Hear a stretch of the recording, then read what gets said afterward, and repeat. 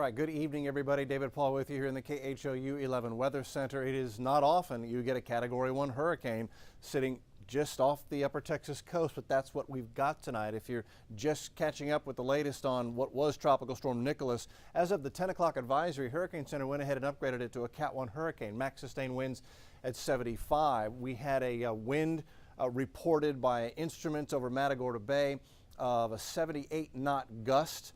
About 2 hours ago, they had a sustained wind then at 66 knots. And at that point, they realized we've got ourselves a Cat 1 hurricane and went ahead and made the upgrade.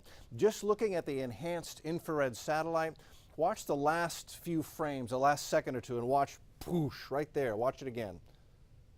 Boom.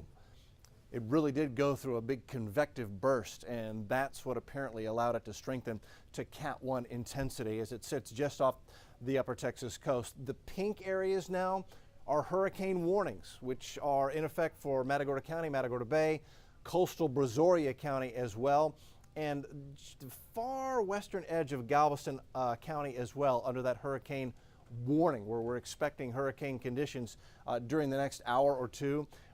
Forecast from the Hurricane Center still wants to bring this inland on coastal Brazoria and Matagorda County as we head through the next couple of hours. Move it across the heart of southeast Texas, downtown Houston, late morning as a weakening tropical storm right here. And then it continues to move, and then it doesn't really slow down until it gets toward the Texas-Louisiana border. That's going into Wednesday evening, Thursday morning, Thursday afternoon. That may bring a significant flash flood threat to Louisiana as we head toward the middle and latter part of the week. But at the moment, the track does not slow it down significantly across the Houston area.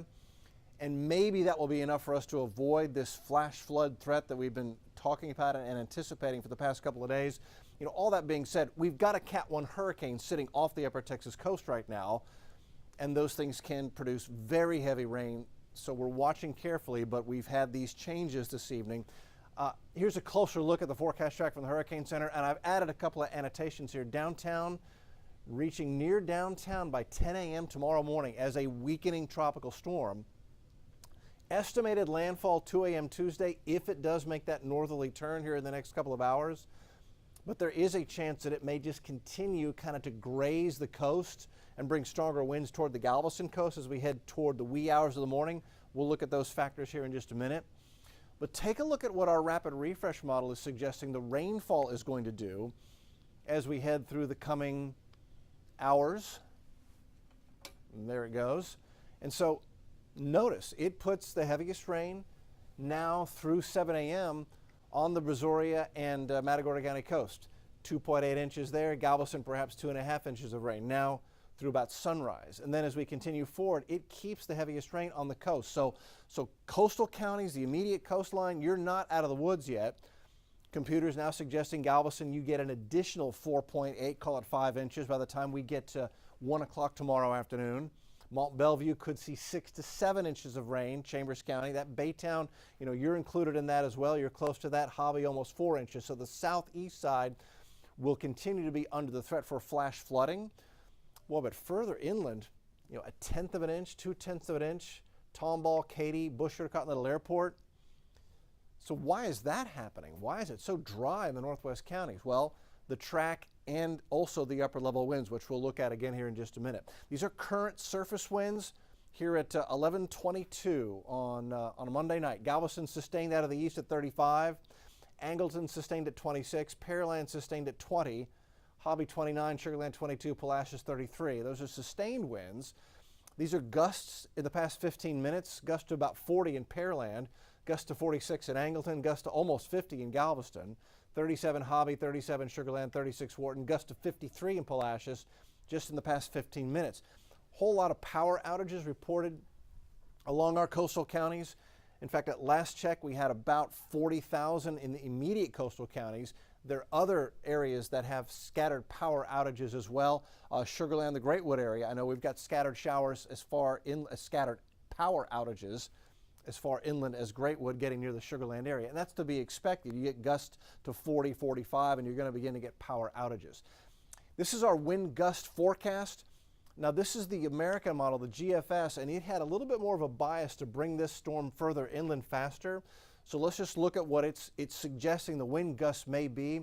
As we head towards sunrise, 5 a.m., gusts to 46 in Galveston, possible gusts to 43 in Tomball, gusts to 42 Bush, gusts to 43 Liberty. That would be enough to cause at least scattered power outages.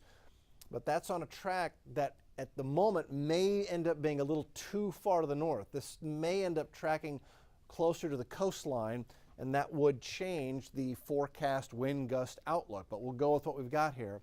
By 10 a.m., the tropical storm is over Harris County, and it's weakening significantly. So then wind gusts drop down to about 20 to 30 miles an hour. Again, these are gusts, not sustained winds, but gusts. And so that would be as the storm is winding down. But why is it that we've got this no rain in the northwest counties and heavy rain along the immediate coastal counties? And it has a lot to do with what's going on at the mid and upper levels. This is water vapor imagery. This is the wind flow up at 250 millibars. That's at 34,000 feet or so, up where the jets fly. But look at the impact it's having on the storm. It's just absolutely cutting off. You've got all this deep moisture and then nothing. And this is bone dry air being pushed in and over and a little bit into the storm. And that is what is helping to block and push so much of the storm off to the east-northeast. That may also be a factor in, notice how the storm has made this turn much sooner than earlier hurricane forecasts expected. Earlier hurricane forecasts had this moving almost due north across Matagorda Bay and then up toward Houston. And at the moment, it's made a sharp turn to the right and it's paralleling the coastline.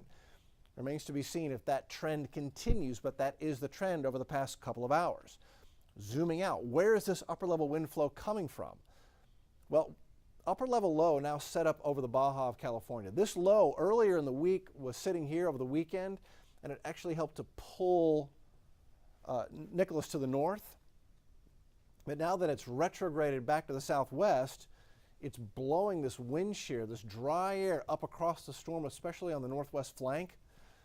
And that appears to be a factor in just zapping the rain north and west of the storm and pushing all of the convection, and it looks like maybe even pushing the storm a little bit, nudging it further east than earlier forecast models had anticipated. There's always a curveball with these tropical systems, especially as they near landfall, and this appears to be the curveball we're going to get with Nicholas.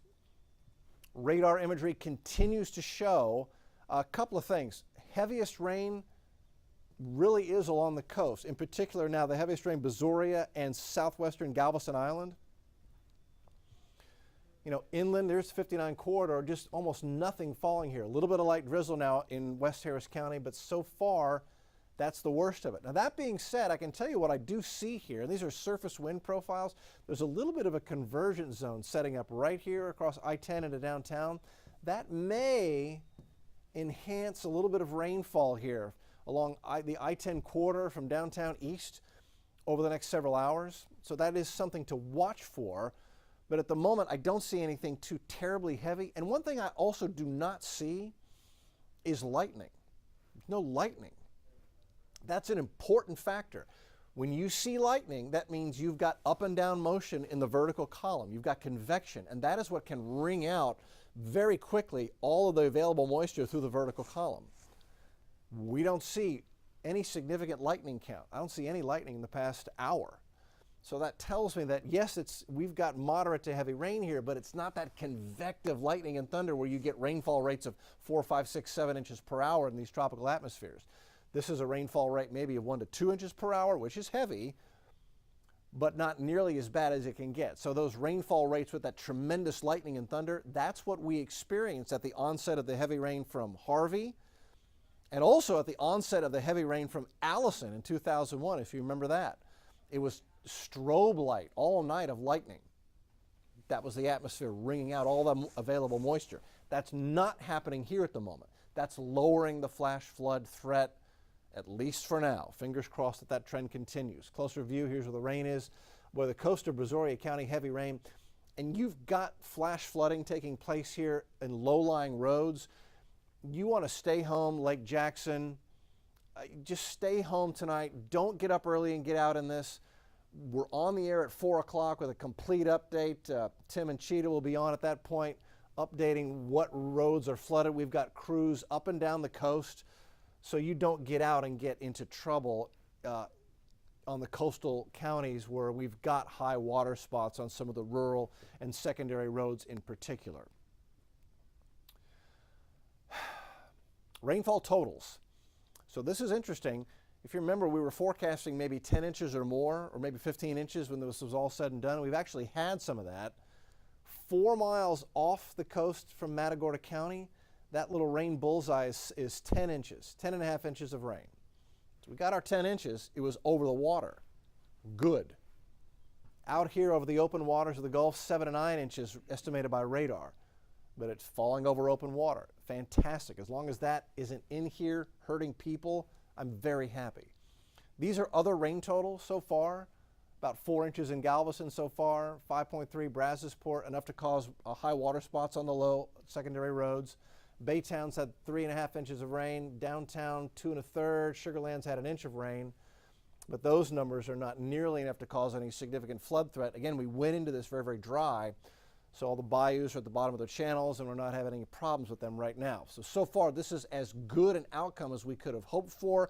That being said, coastal counties, you will continue with a flash flood threat until this system finally exits off to our east, and that may not be for another 12, 18 hours or more. There's your flash flood watch, which goes without saying is in effect really until further notice, until we can just get rid of it. 7-day forecast. Heavy rain tonight and tomorrow, especially southeast of the 59 corridor. 50% rain chance Wednesday. We may see some sunshine western counties Wednesday. That may be a better day than we're depicting here. It just depends on the eventual motion of the storm. And then we go back to late summer conditions going into Thursday, Friday, Saturday, and Sunday. All of this being said, as good an outcome as we could have hoped for up to now, we've got a Cat 1 hurricane right now sitting off the coast of Brazoria and Matagorda County. It's already thrown us a couple of curveballs, and we're just going to track it moment to moment as we go through tonight and see if it throws us any other curveballs. Stay tucked into your bed, stay home, stay safe with your family. We'll take care of all the business here and keep you updated. We're gonna do a live update on the TV side at midnight, so if you want another update, live update on KHOU 11 on the TV side at midnight. We'll see you then for our next live update.